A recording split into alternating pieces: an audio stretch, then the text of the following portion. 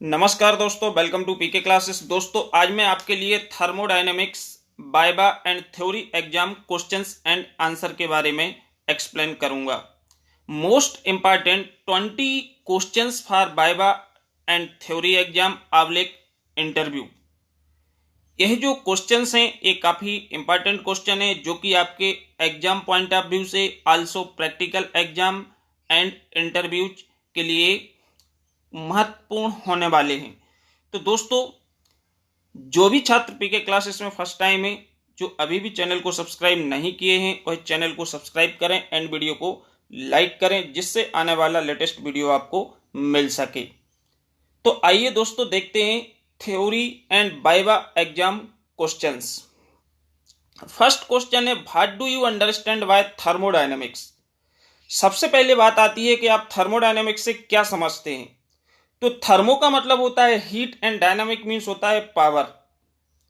तो थर्मोडायनामिक जो है यह हमारी एक ब्रांच है साइंस की। थर्मोडायनामिक जो है क्या है, branch of science which deals different form of energy conservation one two in other. Means यहाँ पे डिफरेंट टाइप की एनर्जी ऊर्जा के परिवर्तन की हम स्टडी करते हैं, जैसे heat convert into work and work change into heat. तो यहाँ पे थर्मोडायनामिक जो है एक विज्ञान की शाखा है साइंस, जिसके अंदर हम क्या करते हैं, different form of energy transformation की स्टडी करते हैं। ठीक, इसके बाद define a thermodynamic system and it's type. Thermodynamic system का मतलब होता है जब भी हम थर्मली कहीं भी स्टडी करेंगे तो हमको एक प्रिस्क्राइब्ड एक निश्चित क्षेत्र की आवश्यकता होगी। तो सिस्टम का मतलब होता है कि एक आपका स्पेसिफाई क्षेत्रफल जिसके अंदर किसी भी मैटर पे हम अध्ययन करते हैं, स्टडी करते हैं। तो thermodynamic system is a region in space which contains some matter where thermodynamic study take place. कहने का मतलब है कि आपकी वाटल है, वाटल 1 लीटर की है तो उसका एरिया आपको पता है, स्पेसिफाई है कि वॉल्यूम इसका 1 लीटर है। अब उसमें जो पानी भरा हुआ है that is a mass matter. अब हमको उस पर अध्ययन करना है, स्टडी करना है कि इसके अंदर क्या क्या ट्रांसफॉर्मेशन हो सकता है सराउंडिंग टू इस सिस्टम या सिस्टम से सराउंडिंग में। तो system is separated from surrounding by boundary. जो हमारा सिस्टम होता है वो सराउंडिंग से अलग किसके द्वारा होता है, बाउंड्री के द्वारा। बाउंड्री रियल भी हो सकती है, बाउंड्री इमेजिनरी भी हो सकती है। तो मीन्स थर्मोडायनेमिक सिस्टम जो है is a region in space which contains some matter where thermodynamic study भी take place। ठीक, 3 प्रकार के सिस्टम होते हैं, open system, close system and isolated system. Thermodynamic system 3 प्रकार के होते हैं। ओपन सिस्टम जैसे कि आपका टरबाइन ओपन सिस्टम है, कंप्रेसर ओपन सिस्टम है, एवेपोरेटर ओपन सिस्टम है। तो these devices are work on open system. Open system also known as flow process, इसको हम फ्लो प्रोसेस के नाम से भी जानते हैं। ठीक है, तो ओपन सिस्टम का मतलब होता है कि जहां पे mass as well as energy both are transfer, जहां पे दोनों ट्रांसफर हो सकती हैं वो ओपन सिस्टम कहलाता है। और जहां पे ओनली एनर्जी ट्रांसफर नाइदर मास, उसको हम बोलते हैं close system. And isolated system का मतलब होता है कुछ भी नहीं, neither energy nor mass transfer between system to surrounding. जहां पे इस तरह से है तो वो हमारा होता है आइसोलेटेड सिस्टम, जैसे कि थर्मस, यूनिवर्स, ये आइसोलेटेड सिस्टम के एग्जाम्पल हैं। इसके बाद दोस्तों, जैसे कि हम देखें पॉइंट और पाथ फंक्शन। पॉइंट फंक्शन का मतलब होता है कि किसी भी सिस्टम के वह गुण जो इनिशियल एंड फाइनल पॉइंट पे डिपेंड करते हैं, निर्भर करते हैं, अलग अलग होते हैं, उसको हम क्या बोलते हैं, पॉइंट फंक्शन। जैसे कि प्रेशर, टेम्परेचर अलग अलग बिंदुओं पे, अलग अलग जगह पॉइंट पे अलग अलग होगा, तो ये क्या है, पॉइंट फंक्शन। ये एग्जैक्ट डिफरेंशियल होते हैं, पॉइंट फंक्शन है जो एग्जैक्ट डिफरेंशियल होते हैं। प्रेशर हो गया, टेम्परेचर हो गया, वॉल्यूम हो गया, these characteristic or parameters are known as point function. Because these are depend on the point. किसी भी प्रोसेस के जो पॉइंट होंगे, बिंदु होंगे, उस पर निर्भर करते हैं। पाथ फंक्शन का मतलब है जैसे कि heat and work our path function. Heat and work ये पाथ फंक्शन होते हैं because these depend on the path of the process. ये प्रोसेस के पाथ पर निर्भर करते हैं कि इनिशियल टू फाइनल स्टेट के बीच में जिस पाथ को फॉलो किया है वहां से लेके कितना कार्य हुआ।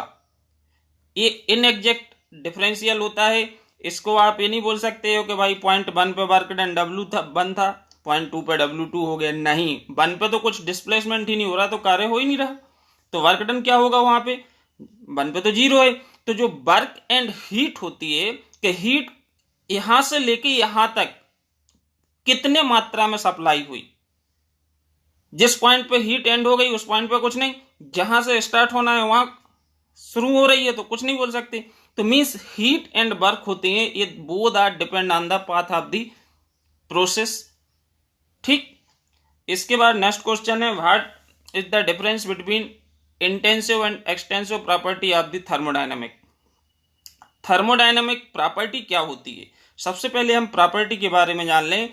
थर्मोडायनेमिक प्रॉपर्टी का मतलब होता है measurable characteristic of the system like pressure, temperature, volume are known as thermodynamic property. जो किसी भी सिस्टम के मेजरेबल कैरेक्टरिस्टिक होते हैं, उसके गुण होते हैं, फीचर्स होते हैं, उनको हम थर्मोडायनेमिक प्रॉपर्टी बोलते हैं। थर्मोडायनेमिक प्रॉपर्टी दो प्रकार की होती है, इंटेंसिव एंड एक्सटेंसिव।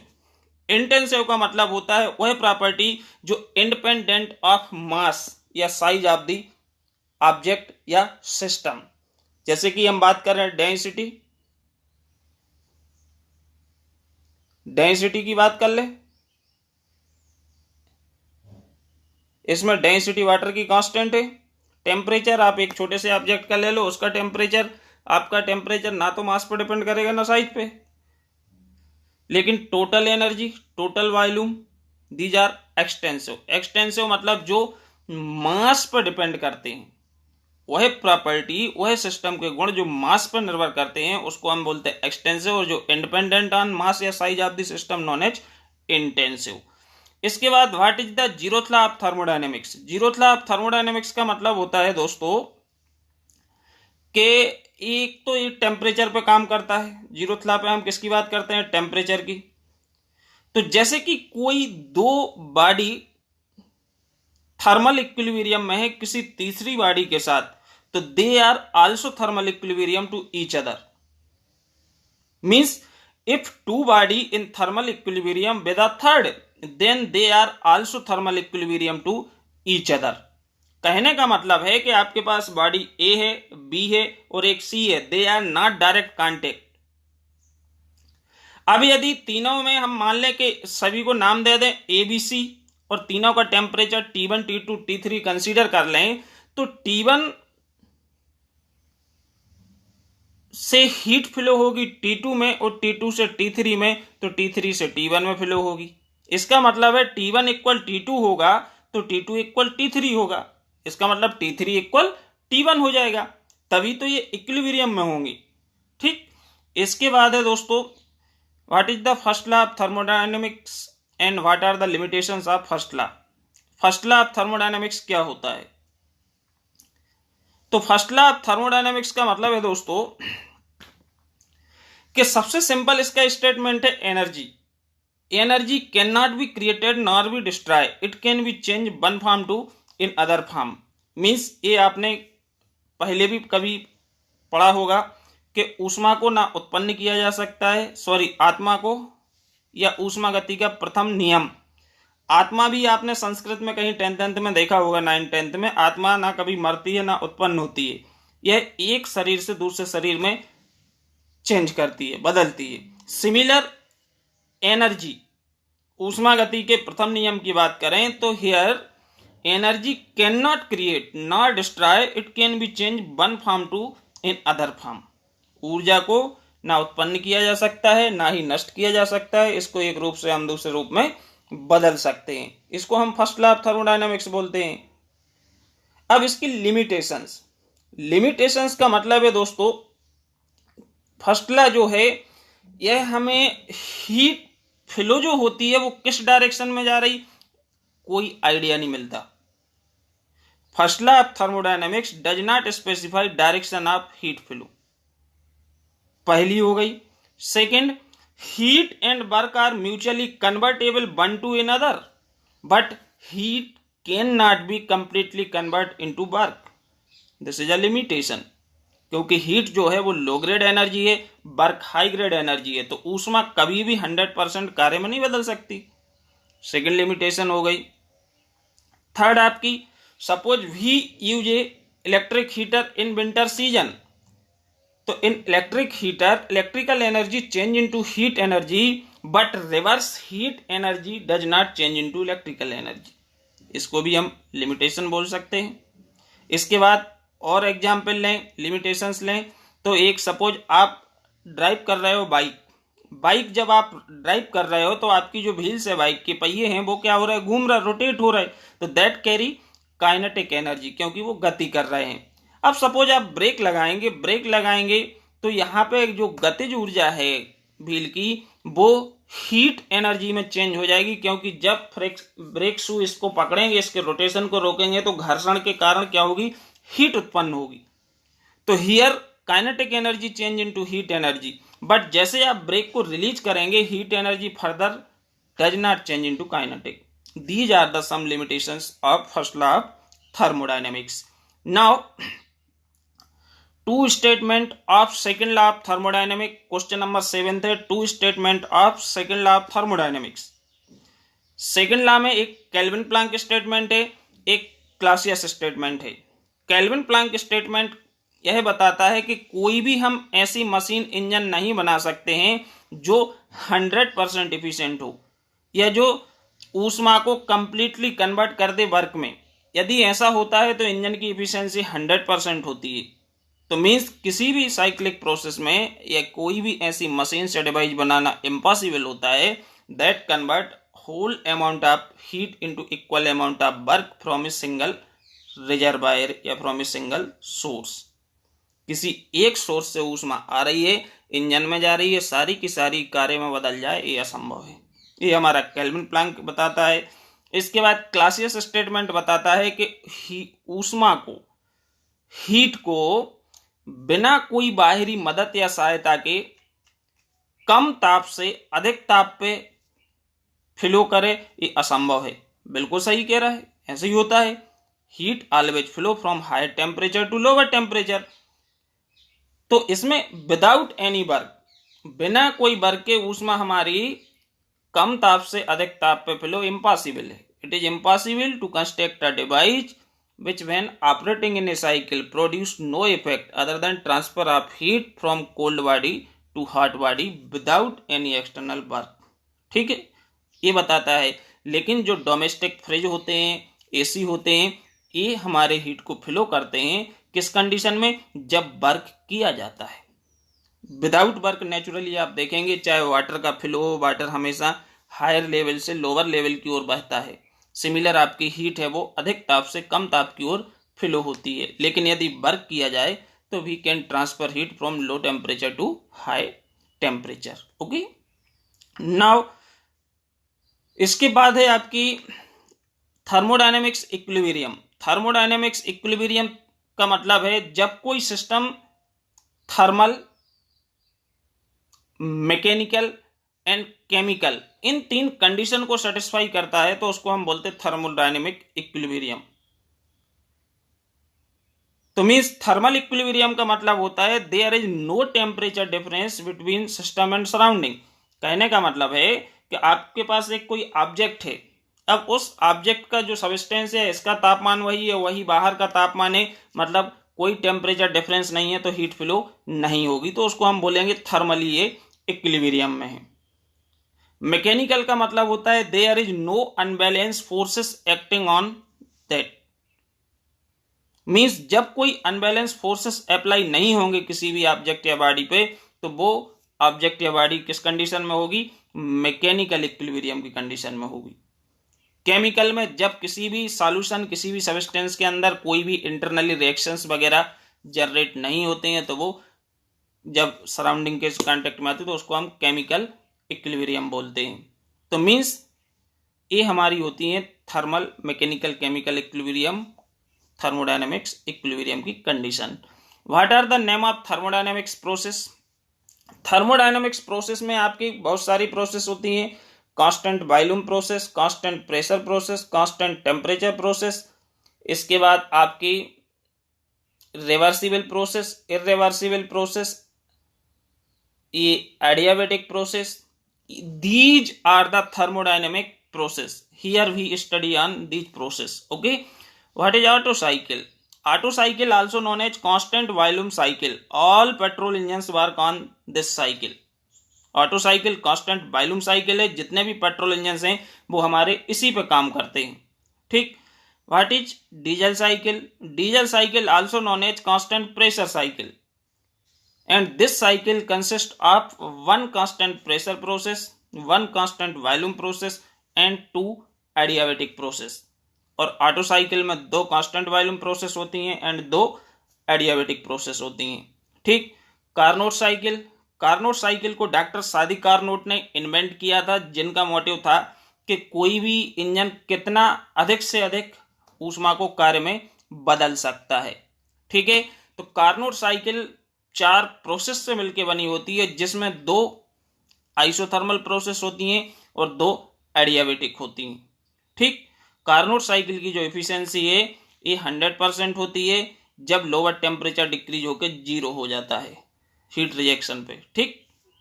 इसके बाद है दोस्तों, for the same compression ratio of auto, diesel and dual cycle which produced more work done.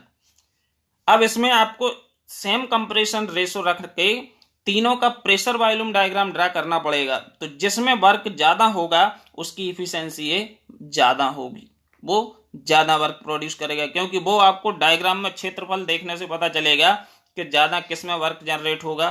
तो Otto cycle produced more work than diesel and dual cycle. ठीक। इसके बाद define quality of steam and how to measure quality of steam. Quality of steam का मतलब होता है दोस्तों dryness friction.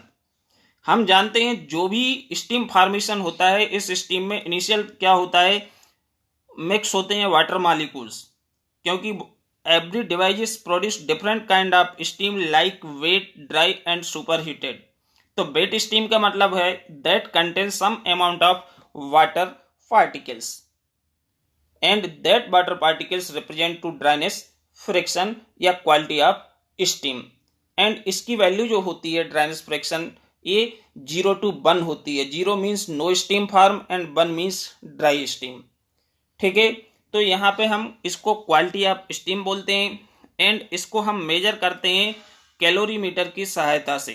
Means जो ड्राइनेस फ्रिक्शन एक्स होता है इसको मापा जाता है कैलोरीमीटर से, जिसमें बैरल कैलोरीमीटर होता है, सेपरेटिंग कैलोरीमीटर होता है, थ्रोटलिंग कैलोरीमीटर होता है, सेपरेटिंग एंड थ्रोटलिंग कैलोरीमीटर होता है। These equipments are used for measuring the quality of steam. इसके बाद दोस्तों, difference between heat pump and refrigerator. अब आप जानते हैं heat pump work on hot body to atmosphere temperature, whereas refrigerator work on cold body to atmosphere temperature. This is the basic difference of in 2 devices. Heat pump भी use in winter season refrigeration या refrigerator use in summer season. ठीक। इसके बाद what are the property of steam. Steam के कौन कौन से गुण हैं? तो सबसे पहले आपकी डेंसिटी हो गया, इसके बाद आपका स्पेसिफिक वॉल्यूम हो गया, sensible heat, latent heat, enthalpy, entropy, dryness friction. This is the property of steam. ये स्टीम के गुण होते हैं जो आपको मालूम होना बहुत जरूरी है। What do you understand by air standard cycle.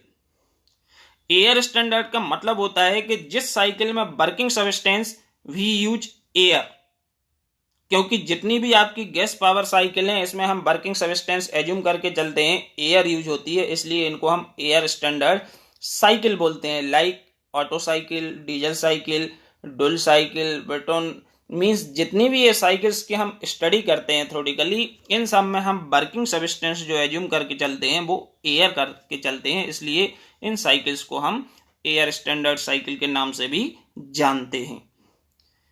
What are the PMM first and PMM second?